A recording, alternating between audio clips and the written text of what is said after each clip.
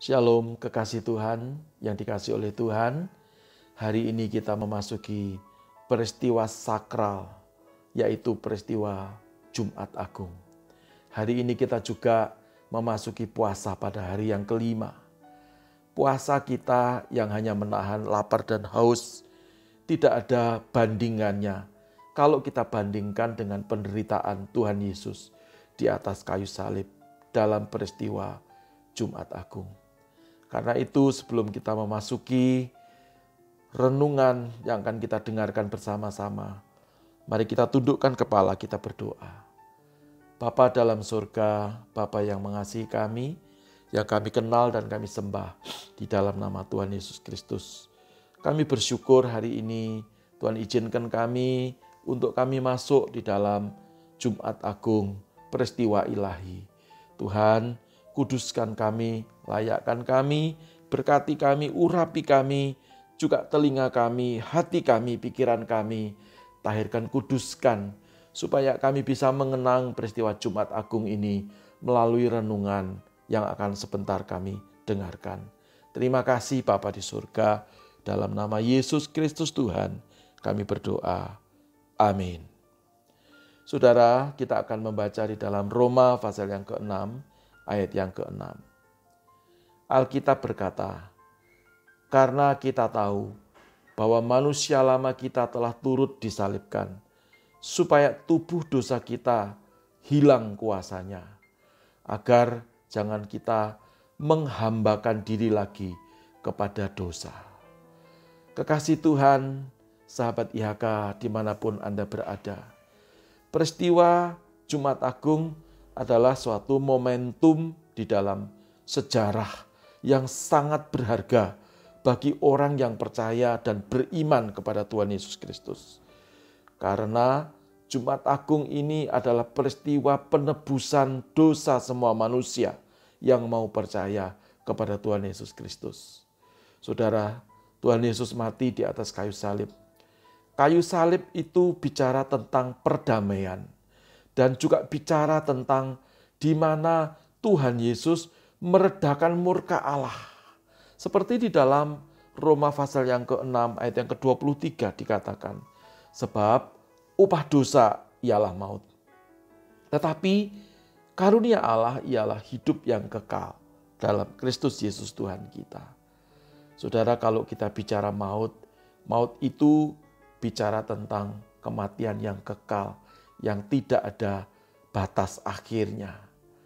Maut tidak bisa ditukar dengan perbuatan baik kita. Tidak bisa digantikan dengan amal ibadah kita. Maut hanya bisa dibayar dengan nyawa. Dan Tuhan Yesus sudah melakukannya. Dia sudah membayar dengan nyawanya. Artinya yang sesungguhnya kematian kekal itu menjadi bagian daripada kita semuanya. Kematian yang tidak ada akhirnya itu menjadi bagian daripada kita semuanya. Tetapi Tuhan Yesus telah gantikan bagi kita. Roma pasal yang ke-3 ayat yang ke-23 berkata, karena semua orang telah berbuat dosa dan kehilangan kemuliaan Allah. Dan juga Lukas 19 ayat yang ke-10 berkata, sebab anak manusia datang untuk mencari dan menyelamatkan yang hilang. Tuhan mengasihi kita. Dia tahu bahwa semua orang yang sudah berbuat dosa telah hilang kemuliaan Allah. Maut menanti, kematian kekal menanti itu, saudara-saudara. Tetapi Tuhan yang ajaib mencari kita, mencari dan menyelamatkan kita yang terhilang dari pemandangannya Tuhan. Dengan peristiwa salib di mana dia telah korbankan nyawanya, maka segala dosa kita diampuni, segala pelanggaran kita diampuni. Tentunya bagi kita yang mau percaya kepada pengorbanan Tuhan Yesus Kristus.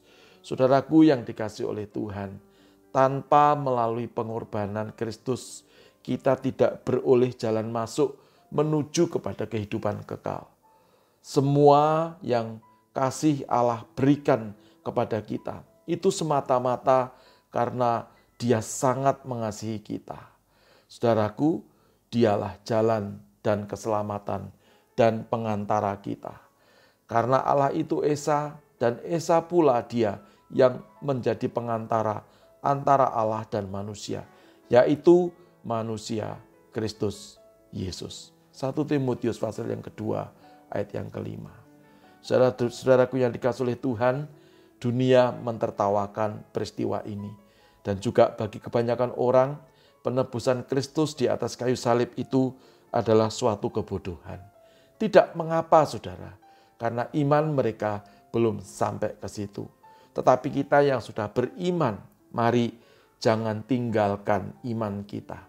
Peristiwa salib, peristiwa Jumat Agung adalah peristiwa kasih yang nyata. Real love. Karena itu hari ini saya mau berkata, selamat mengenang dan memahami arti Jumat Agung. Jangan berbuat dosa lagi. Allah di dalam Kristus Yesus begitu mengasihi kita semuanya. Tuhan Yesus memberkati. Tundukkan kepala, kita berdoa bersama-sama. Tuhan Yesus yang baik, terima kasih atas karyamu, atas korbanmu di atas kayu salib, menebus dosa dan pelanggaran kami, menggantikan kami yang seharusnya kami mati di dalam kebinasaan. Maut menanti kami, tetapi Engkau begitu mengasihi kami. Engkau menyelamatkan kami dengan cara Engkau mati di atas kayu salib. Terima kasih atas korbanmu. Terus ingatkan kepada kami ya Roh Kudus, untuk kami tidak meninggalkan dan tidak melupakan korban Tuhan Yesus Kristus bagi kami. Biarlah keselamatan yang sudah kami nikmati, kami miliki, yang Tuhan anugerahkan dan berikan kepada kami, akan tetap kami pelihara selama-lamanya. Di dalam nama Tuhan Yesus Kristus, kami sudah berdoa dan mengucap syukur. Haleluya. Amin.